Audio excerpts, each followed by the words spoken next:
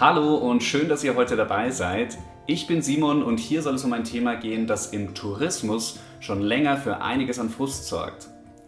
Wie nämlich können nachhaltige Reiseangebote so dargestellt und beworben werden, dass Reisende ihnen vertrauen und diese Angebote dann auch tatsächlich buchen? Bislang klappt das eher nicht so gut und das ist für alle beteiligten Seiten in der Reisebranche ziemlich nervig. Ja mei, da investierst du in Klimaschutz und Nachhaltigkeit, aber am Ende bucht der Gast sowieso bloß, was am billigsten ist. Also ich hab einen Frust. Also natürlich achte ich auf Nachhaltigkeit. Aber woher soll man denn wissen, welches Angebot wirklich nachhaltig ist? Es gibt ja keine Bio-Abteilung extra für Urlaub. Also ich finde das schon frustrierend. Unterkünfte, Anfahrt, Pauschalreise. Der Tourismus ist kein Apfel. Da kann ich nicht einfach einen Bio-Aufkleber draufkleben.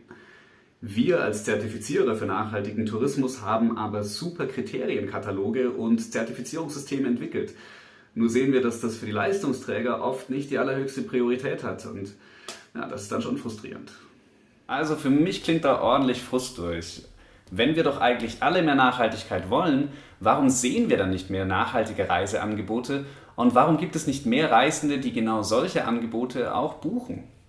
Fragen wir mal eine Expertin, die sich damit wirklich auskennt. Frau Professor Brözel, woran liegt es, dass Angebot und Nachfrage hier offenbar nicht so richtig zueinander kommen? Tolle Frage. Ja, vielen Dank, dass ich da sein darf. Es gibt sehr viele Gründe.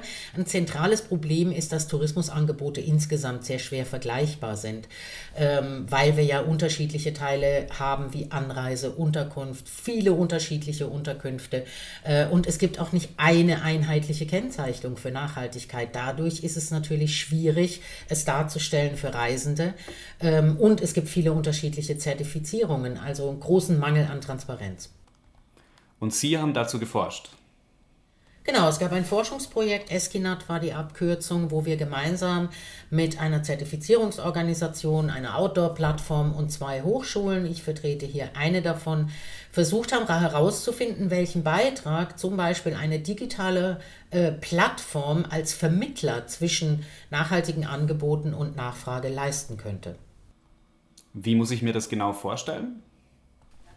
Na, grundsätzlich ist Nachhaltigkeit natürlich ein sehr komplexes Feld und das komplexe Reiseangebot ebenfalls. Also haben wir versucht, verschiedene grafische Darstellungen zu finden, sogenannte Prototypen, die wir dann Probanden vorgelegt haben. Zuerst mal in einer Online-Befragung und dann mit den Ergebnissen tatsächlich nochmal in eine qualitative Fokusgruppe mit einem Design Thinking Ansatz, um mit den Probanden auch zu sprechen, was fehlt, was ist gut und so weiter. Also in direkter Laborbedingung die Ideen getestet.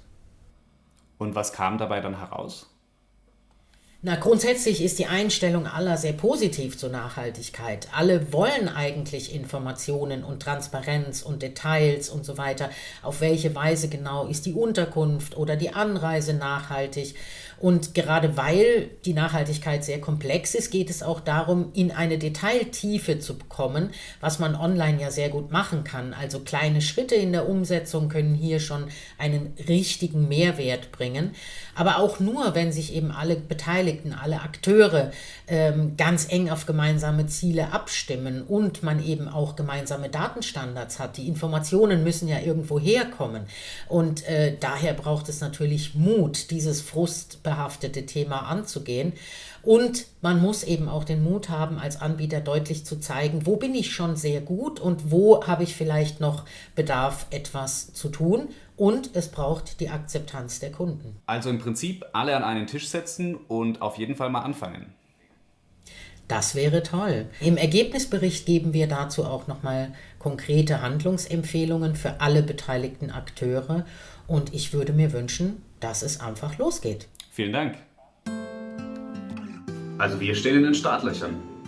Ja super, dann lohnt sich das ja für mich. Das ist ja genau das, was ich suche. Das würde ich dann auch buchen. Das klingt, als ob da noch einiges geht.